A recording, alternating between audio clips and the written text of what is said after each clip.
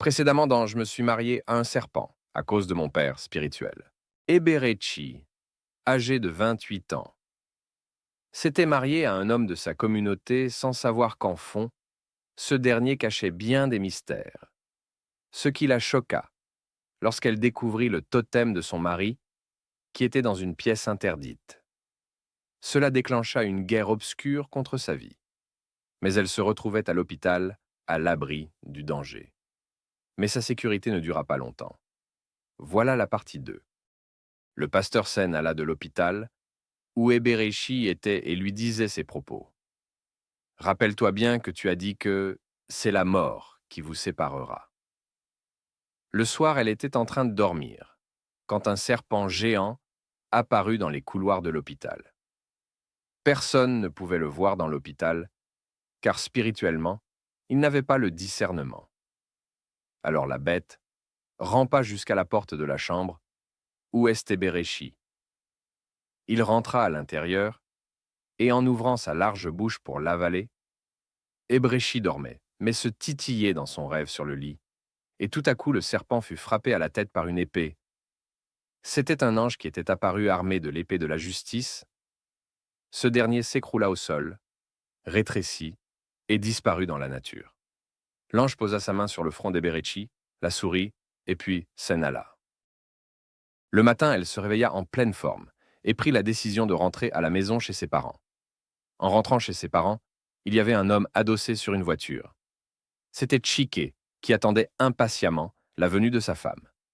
Quand Eberechi sortit de la voiture, Chike s'approcha d'elle et lui dit « Ma chérie, qu'est-ce qui s'est passé et tu n'as pas voulu que je te voie à l'hôpital? Tu t'étais brusquement levé et tu t'es mis à courir. Je pensais que tu avais attrapé quelque chose ou bien tu devenais folle. » Sur ces propos, elle prit la parole et dit « Je ne suis pas folle, mais toi, tu es un monstre. Je ne vivrai plus avec toi et oublie-moi. Je veux le divorce, car tu m'as pourri la vie. Toi et ton totem qui te donne de l'argent. D'ailleurs, nous irons chez toi pour te montrer au monde un jour. Quoi, tu oses me menacer, dit Chiquet. Prends garde à toi, femme. Il rentra dans sa voiture et s'en alla furieux. Chiquet rentra à la maison et se dirigea vers son totem à genoux. Il prononça de incantations, et tout à coup 3 autres personnes apparurent dans la pièce. Ils étaient tous habillés d'une façon différente. Chike les salua et les fit part de la situation. Ils commencèrent par lancer des injures et décida d'en finir avec Eberechi. L'un dit « J'irai régler le problème moi-même ». Puis il disparut et les autres se mirent à rire. Il apparut sur le portail d'Eberechi et se transforma en un petit enfant qui pleura à l'entrée. Quand les parents l'aperçurent, il fut pris de compassion et le fit entrer, commençait à lui poser des questions.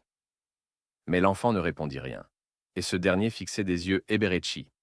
Les parents décidèrent de faire dormir l'enfant ici, chez eux, ce soir, et le lendemain l'amener à un poste de police. Il était tard et tout le monde dormait. L'enfant se réveilla et se dirigeait vers la chambre d'Eberechi. Quand il avançait, il sentit que le sol se remuait à ses pieds, comme si le sol était devenu de la mer, et il sentait qu'il était englouti par le sol. Il se mit à crier, et brusquement son cri réveilla tout le monde, qui sortit.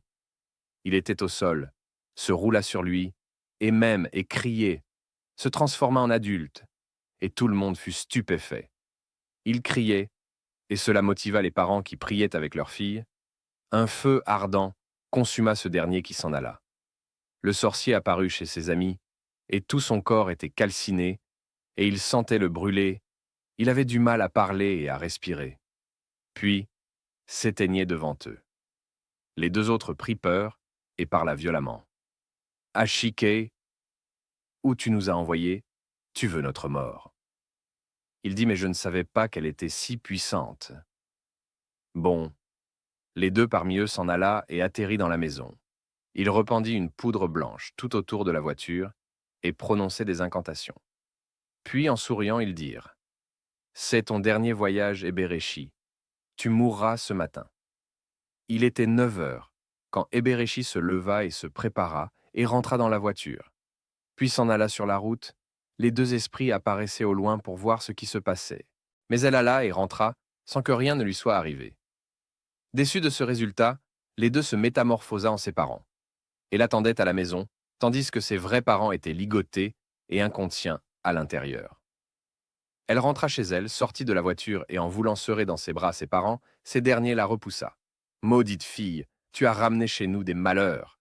Nous t'avions pourtant refusé de marier ce jeune homme, et tu t'es entêté, voilà les conséquences. Sors d'ici. » Et la maman commença par implorer le père, et disait de ne pas la chasser.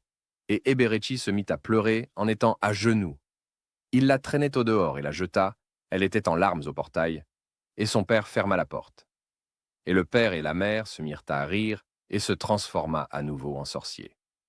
Eberechi commençait à marcher dans la rue, alla chez des proches qui refusa de l'accueillir. Puis, elle alla dormir dans une maison à louer. Triste, chaque soir elle priait Dieu. Ainsi un jour, les sorciers décidèrent de passer à l'action. Il se transforma en 2 jeunes hommes, entra violemment chez Eberechi pour abuser d'elle et la tuer, afin de faire passer sa mort pour de l'agression. C'est dans cet acte que des personnes attendirent des bruits et débarqua dans la maison, et ils sévirent des personnes sur le point de vouloir abuser d'une femme. Ils criaient aux voleurs. Une foule de gens débarqua et se jeta sur ces jeunes hommes et commencèrent à les taper, jusqu'à les brûler en fin de compte. Eberechi était conduite à l'hôpital, elle avait des blessures un peu partout. Chik était couché quand l'esprit du serpent apparut et lui fit comprendre que les envoyés sont morts. Donc s'il ne tua pas sa femme, que c'est lui qui servira de sacrifice. Il prit peur et demanda où trouver sa femme. On lui indiqua l'hôpital où elle était-il, alla là-bas, et se déguisa en infirmier avec un cache-nez à la bouche, se dirigea dans la salle. Prit une aiguille et insérait une substance nauséabonde dans le sérum, et Berechi commença à tous sauter, elle aperçut quelqu'un devant elle, elle faisait des bruits, et ce dernier la couvrir la bouche jusqu'à ce qu'elle ne bougeât plus. Il sortit de la salle discrètement, et alla au dehors. En traversant la voie, il fut renversé brutal par l'ambulance qui venait à l'hôpital. Une équipe débarqua dans la chambre d'Eberechi et commença à la réanimer. Mais c'était trop tard. Puis, en voulant écrire l'heure de décès sur la feuille, une fumée blanche jaillissait dans la salle et un homme qui parlait en langue lui toucha le front, et aussitôt elle éternua. Tout le monde fut stupéfait de ce qui s'était produit. On la conduisit dans une autre chambre. C'est à partir de ce jour qu'elle se consacra à Dieu fermement. De son côté, le pasteur était envoûté par Chik, car ce dernier avait un amour pour l'argent plus que Dieu. Les parents revenaient à eux et prit en main leur fille. Eberechi devient orateur par appel et passa d'église en église pour raconter ce que Dieu a fait comme miracle dans sa vie. Son histoire transforma des cœurs. Prenez garde à faire de bons choix de conjoint sous l'influence de Dieu.